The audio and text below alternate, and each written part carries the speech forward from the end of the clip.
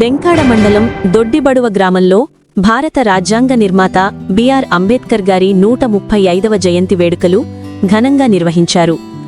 ఈ కార్యక్రమంలో నెల్లిమర్ల నియోజకవర్గ సమన్వయకర్త బడ్డుకొండ అప్పలనాయుడు పాల్గొని అంబేద్కర్ విగ్రహానికి పూలమాలలు వేసి ఘనంగా నివాళులర్పించారు.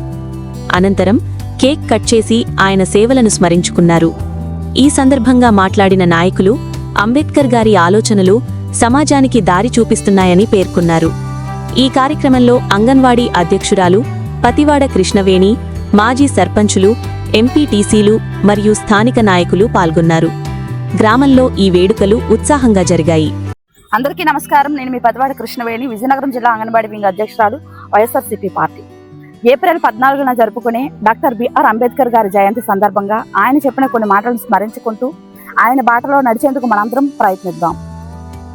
ఆధునిక భారత రాజ్యాంగ నిర్మాత, సామాజిక విప్లవకారుడు, సమాజం కోసం ఆలోచించే వ్యక్తి, బడుగు బలహీన వర్గాల ఆశాజ్యోతి డాక్టర్ బిఆర్ అంబేద్కర్ గారి గురించి మనం చెప్పుకోవడం కంటే ఆయన మాటలని, ఆయన రాజ్యాంగంలో పొందుపరిచిన విషయాలని ప్రతి ఒక్కరూ కూడా మనం ఆచరించాలి, ఆచరణలో పెట్టాలి. దానికోసం ఆయన ఒక మాట చెప్పారు: చదువుకోండి, సంఘటితం అవ్వండి, పోరాటం చేయండి అనే ఆయన నినాదం చాలా ముందు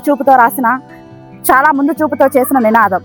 ఆ నినాదాన్ని మనం పాటించినప్పుడు మాత్రమే ఆయనకు మనం ఘనమైన నివాళులు అర్పించగలం. అదేవిధంగా ఎక్కడ స్త్రీలు అభివృద్ధి చెందుతారో, స్త్రీల పురోగతి ఎక్కడ ఉంటుందో అక్కడ మాత్రమే నిజమైన అభివృద్ధిని, మహిళా సాధికారతకు పెద్దపీట వేసిన వ్యక్తి డాక్టర్ బిఆర్ అంబేద్కర్ గారు. అదేవిధంగా ఆనాడు ఆయన ఎదుర్కొన్న సమస్యలు, విస్మరించిన విషయాలు, ఆయన గెలుపుకి, ఆయన అభివృద్ధికి అడ్డుపడిన అంశాలను ఆయన మన రాజ్యాంగంలో, అదేవిధంగా ప్రతి ఒక్క ప్రజలకు అందుబాటులో ఉండే విధంగా రాజ్యాంగంలో పొందుపరచడం జరిగింది.